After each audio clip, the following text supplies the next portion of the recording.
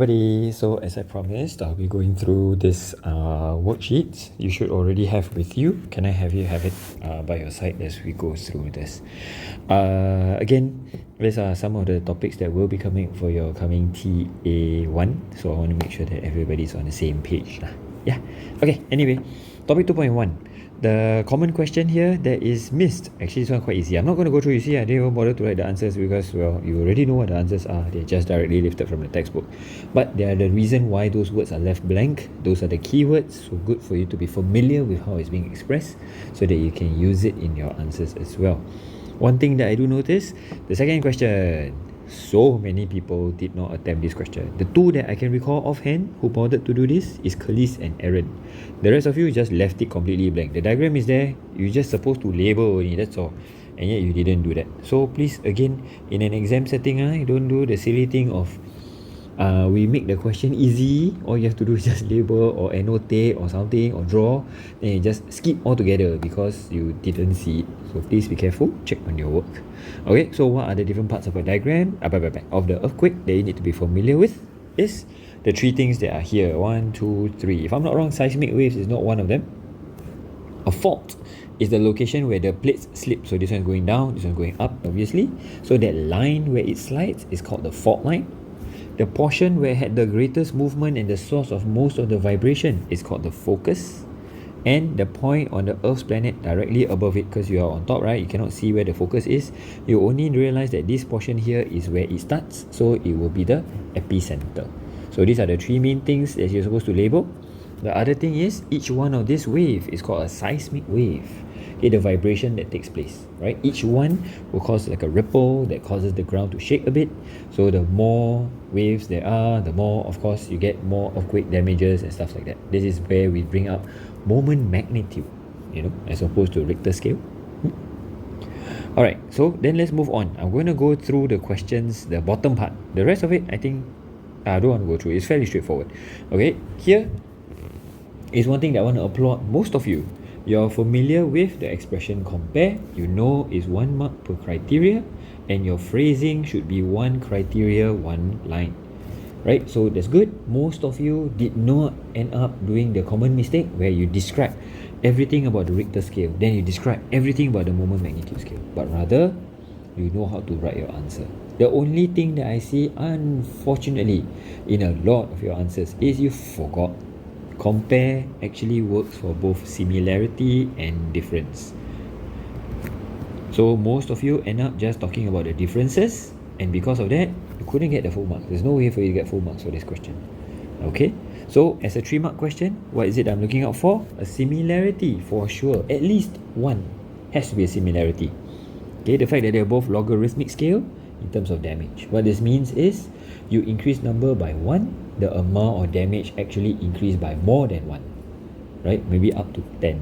Right? Log base 10 or something like that. So when you increase by 1, the amount of shaking actually is significantly more.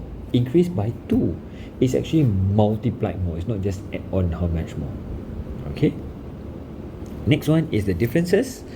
So very clearly, one more accurate, one less accurate. One measuring the maximum, one measuring the total. You can also see that as you fill in the blanks here. So most of you get a mark here. Okay.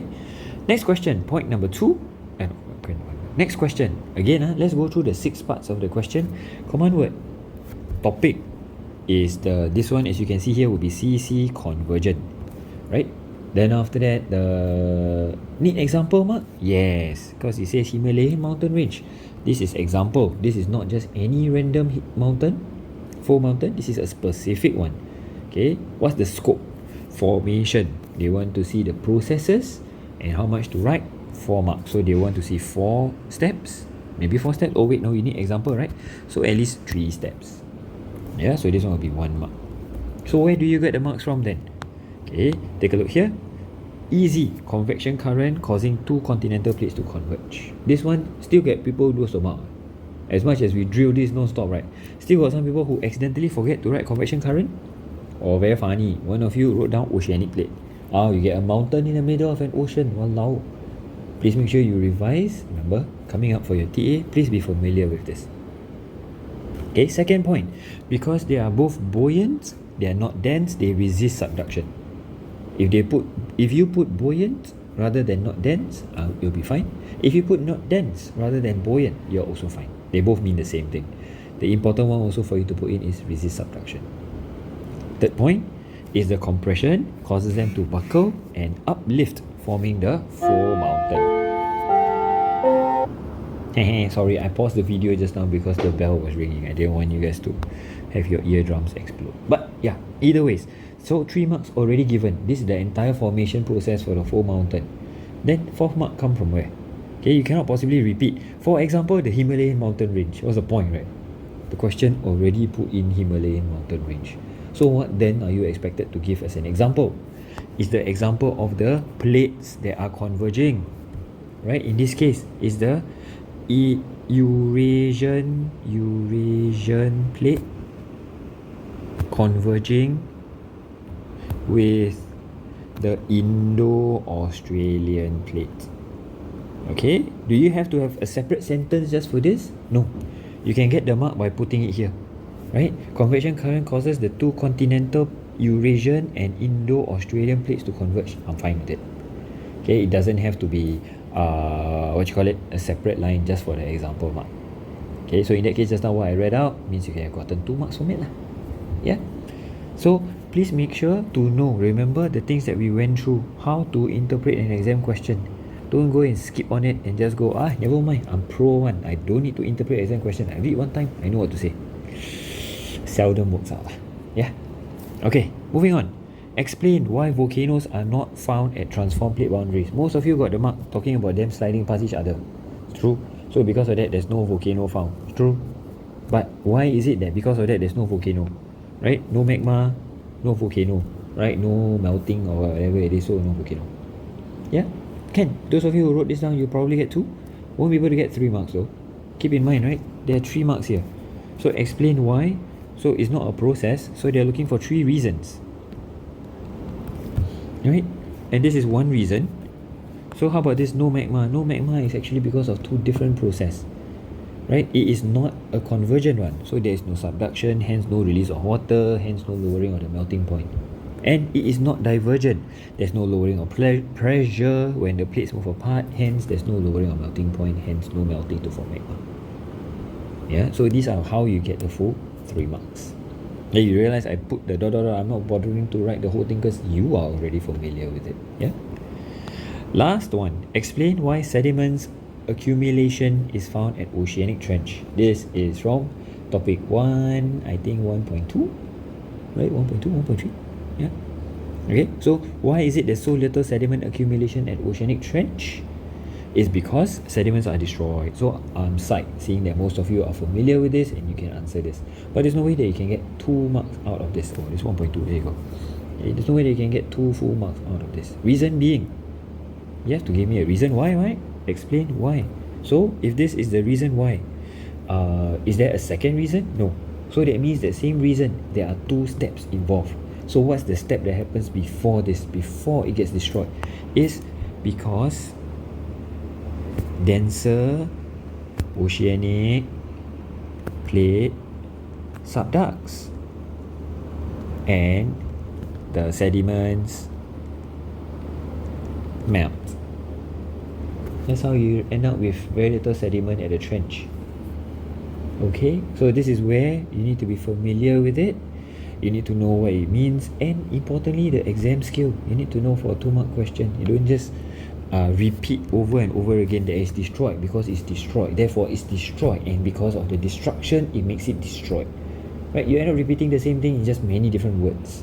Doesn't mean you get more marks. What is it that you actually need? Another concept or another step. Okay? So this is for the worksheet worksheet 2.1. Let's move on to worksheet 2.2. Alright, so this is worksheet 2.2. You realize once again, the fill in the blanks, I'm not going to go through because it's in your textbook. You can go through it. You can update the corrections lah. To begin with, if you are wrong, it's just the opposite word, not convergent and divergent that kind, So it's fairly straightforward. The parts that I do want to highlight, certain common errors, is this. This is normally what is being drawn by most of you.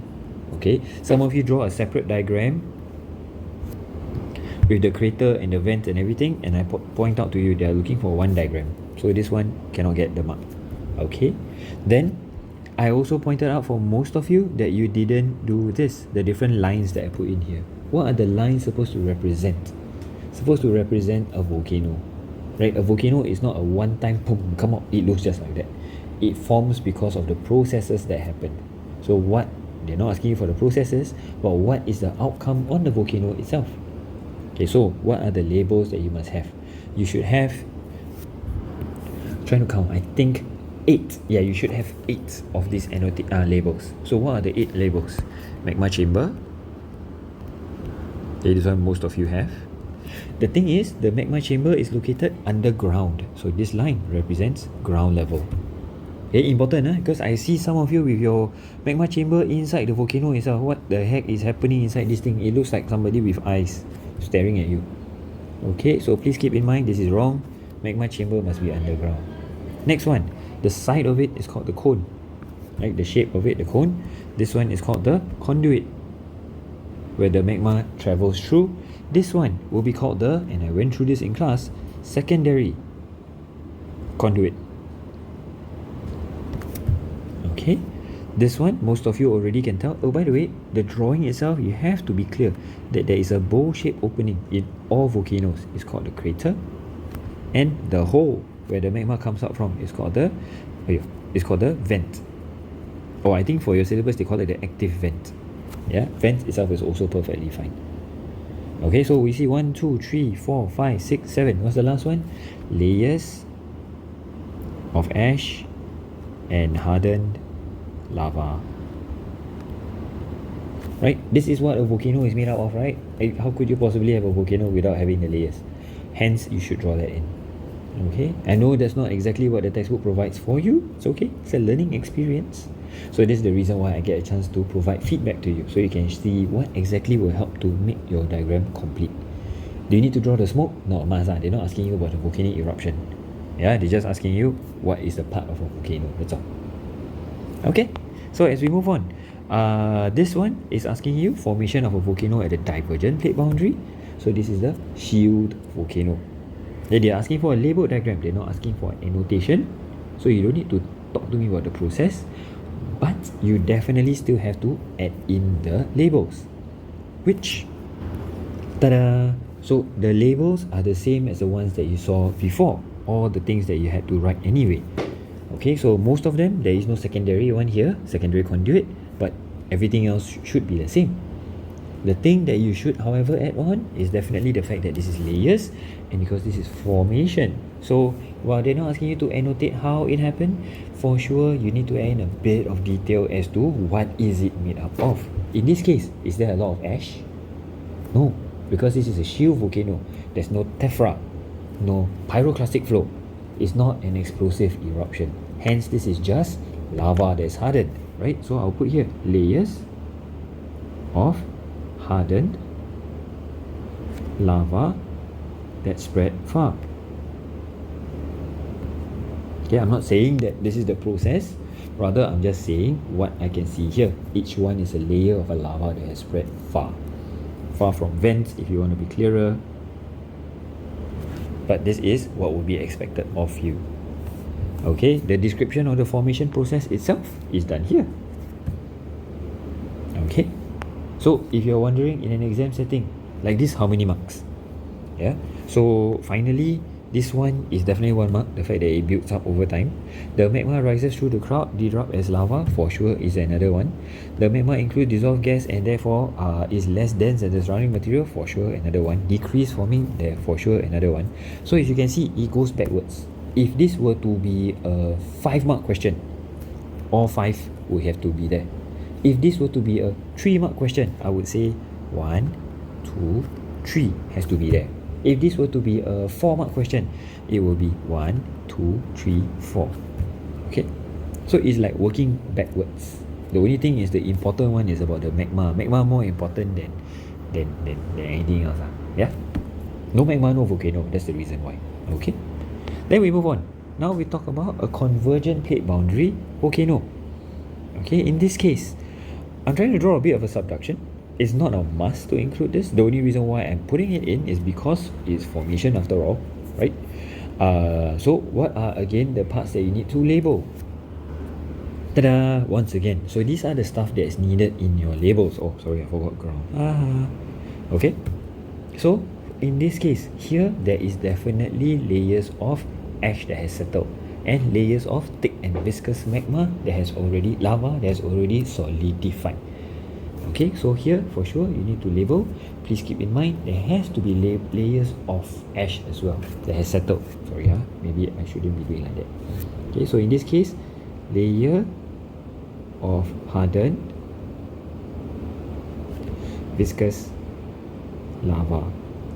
Okay, here like that. Here on the other hand is layers of ash that has settled on it. Okay, so that makes up the volcano because it's alternate. It's ash then lava, ash then lava, ash then lava. Okay, so this is what is needed when it comes to your label, your scale of the diagram also, because some of you draw so much, including the full mountain, including the trench, including the everything. And you forget, the question is not asking about what's happening at the convergent plate boundary.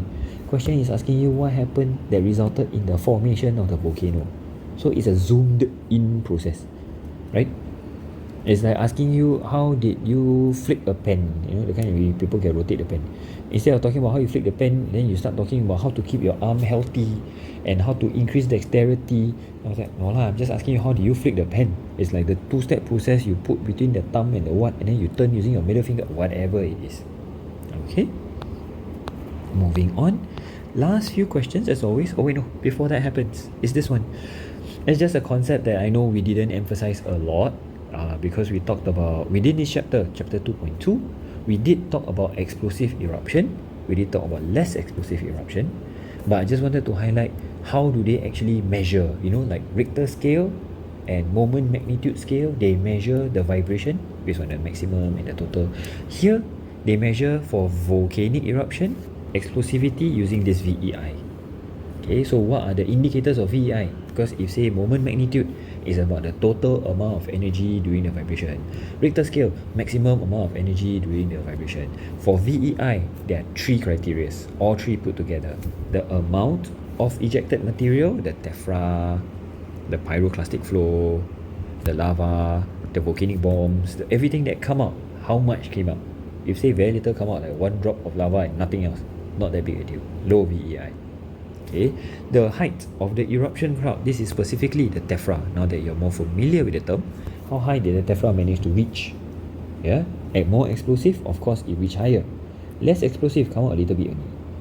Okay, last one is the duration of the eruption. How long did it erupt for? Now that we know about moment magnitude, right? Moment magnitude, we talk about the total amount of energy rather than just the one-time thing, right? Also for the volcano, it's not fair for us to just say, oh, the first one, it shoots so high, so therefore it's very explosive, when actually there may be some volcano don't shoot that high, still quite high, not as high, but it released for so much, for so long. That one of course more explosive. Okay, so that's how they measure the VEI. Simply put, everything is higher lah to fill in the blanks. Okay, next question, using an example, describe the formation of a stratovolcano. This one, I purposely leave it blank because I also want you to figure it out yourself. But I do want to go through the different steps involved in the formation of it. Sorry, the example is not a blank. Well, I want to go through this part. Okay, describe the formation of a stratovolcano for 5 marks. So this one very clearly will be 1 mark and example. Then that means this is 4 steps in the formation. Okay, you saw the way that I put a number there, so you can tell which mark is gone. Some of you, the sequence for 3 and 4, I don't know why it's terbalik. Maybe it's because that's what the textbook put in. Doesn't necessarily mean it's right, because you also still need to talk about the lava. You also need to talk about the dust and ash. In a way, I'm fine. I didn't penalize you. I didn't say you lost a mark or anything.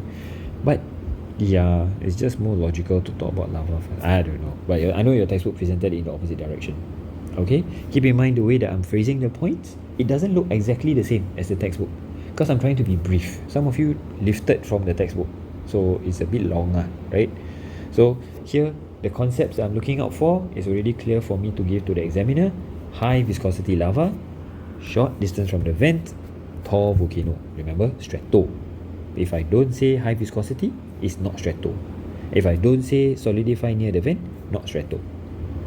Okay, then after that, explosive eruption, dust and ash, and settle.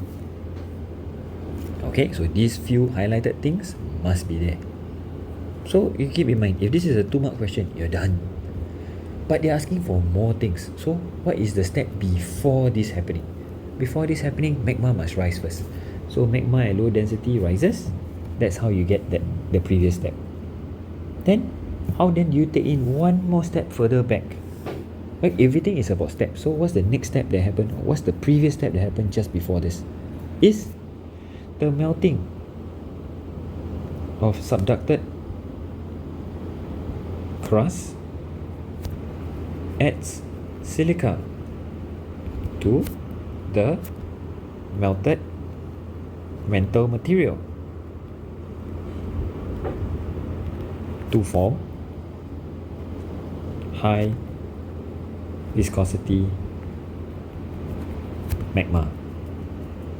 Okay, this step, I can tell you, everybody in the class didn't put in. Because you copy the textbook, right?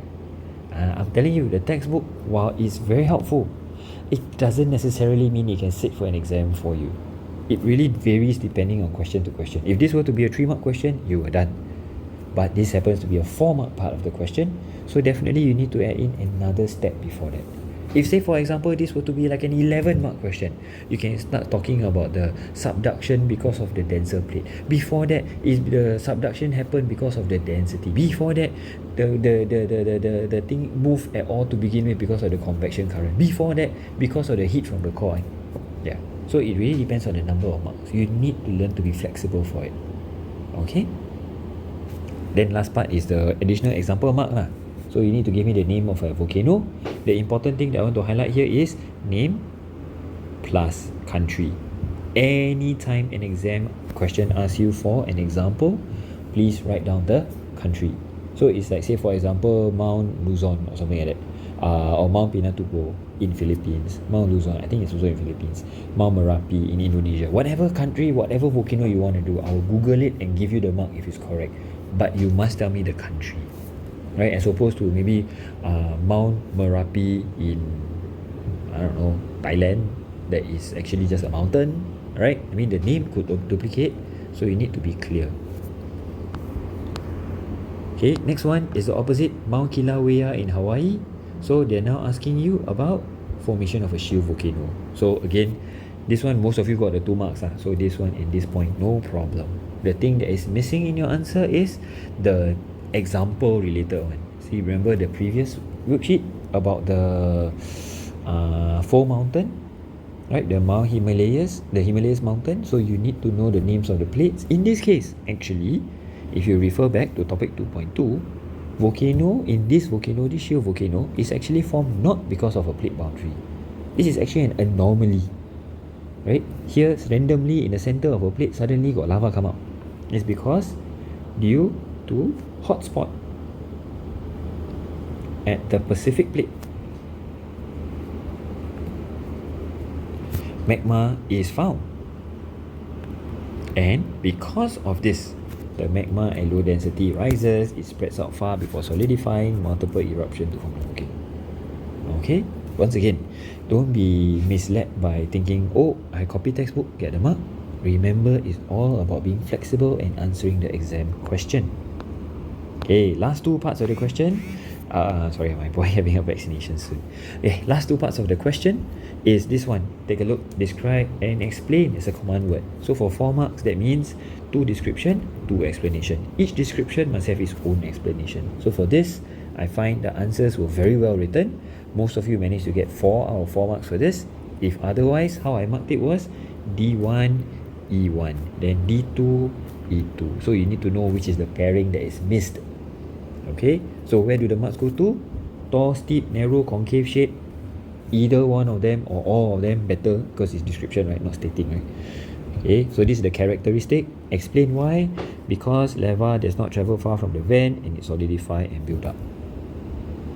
Next one, talking about the explosive eruption. So why explosive? Because trap the gas, then got pressure, then explosive eruption. Okay, that's basically it. So this one generally not bad done, not poorly done, so actually well done. So if any of you miss 1 or 2 points, so you know what to do for your corrections. Because the earlier question was so well done, I'm not going to bother to go through the answer here. Rather, I'll still tell you the description, how to describe it in the best possible way, the term effusive eruption, but the explanation will be the opposite of what we just talked about in the previous question.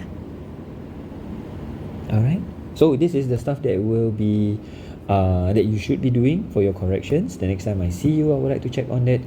The important thing for you to take note of is that this topic will be coming out for your coming TA. Okay, this is already topic 2. You've already reached up to topic 2.4 by this stage that you're watching this video.